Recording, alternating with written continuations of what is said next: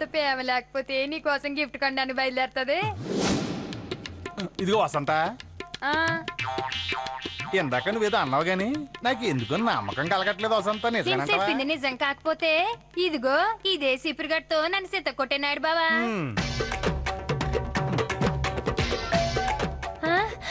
వచ్చేసారా? ఏం గిఫ్ట్లు తీసుకొచ్చారు? నీకు చూపిస్తే గాని మమ్మల్ని లోపలికి రానివ్వా? అలా అని కాదు, చూద్దామని. గిఫ్ట్ అంటే సర్ప్రైజ్ గా ఇచ్చేది, అందరికి చూపించి ఇచ్చేది కాదు. ఓహో, ఇప్పుడు నువ్వు చూడకపోతే దేశానికి వచ్చిన నష్టమేం లేదు, తప్పుకో. పాపం ఏదో ఆతృతగా అడిగింది కదా, ఆ మాత్రం దానికి విసుక్కుంటే ఎలాగా?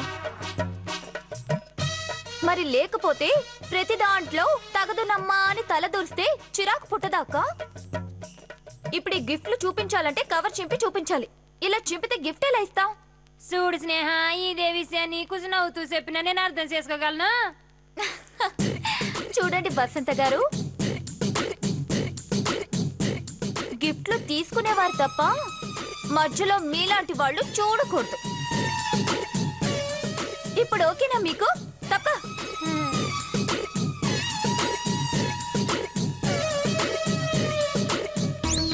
దాని మాటలేమి పట్టించుకోకు వసంత, అదలా అరుస్తుందే గాని దాని మనసులో ఏమీ ఉండదు.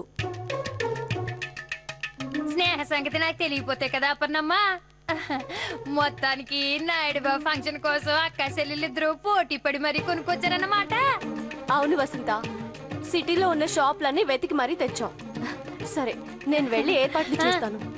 నాయుడు బావా, నువ్వేంటి ఇంకా రెడీ అవ్వలేదు? అయిపోతాను తొందర పెడితే ఎలాగా?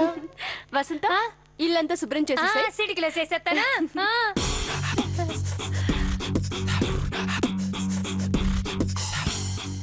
ఇప్పుడైనా ఒప్పుకుంటావా నేను చెప్పింది నిజమని? నువ్వు అనేది ఇంకా అర్థం కాలేదా?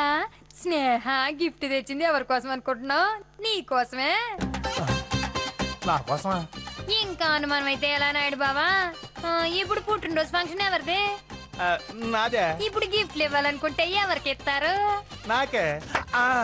మరి గిఫ్ట్ నా కోసం తెస్తే నా చేతికి ఇవ్వాలి కానీ తీసుకెళ్ళి లోపలెట్టిందండి. మరి మీరిద్దరు భగ్న ప్రేమికుల్లో కలిసిపోయారని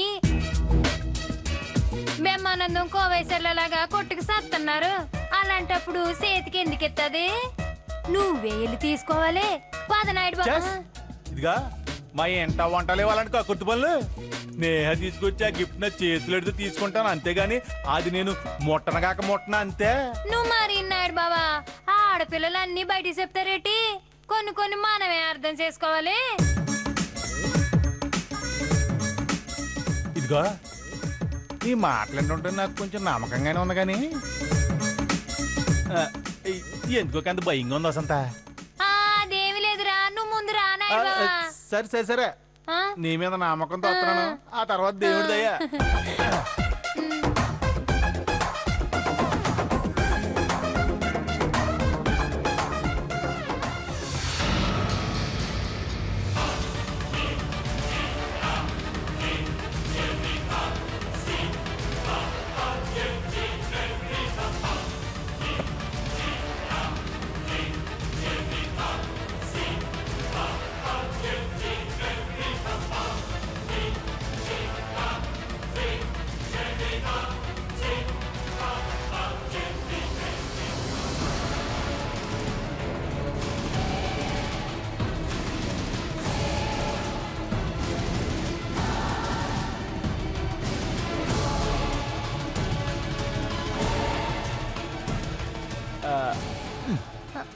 అదేంటి నాయుడు బాబా అలా భయపడుతున్నారు? తీయి.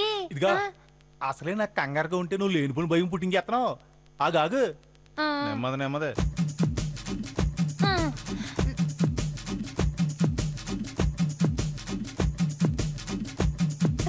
అమ్మో ఏముందో చూడాలి. చూద్దాం. పట్టుకో. తీయమంటావా? తీయి నాయుడు బాబా, ఏముందో చూద్దాం.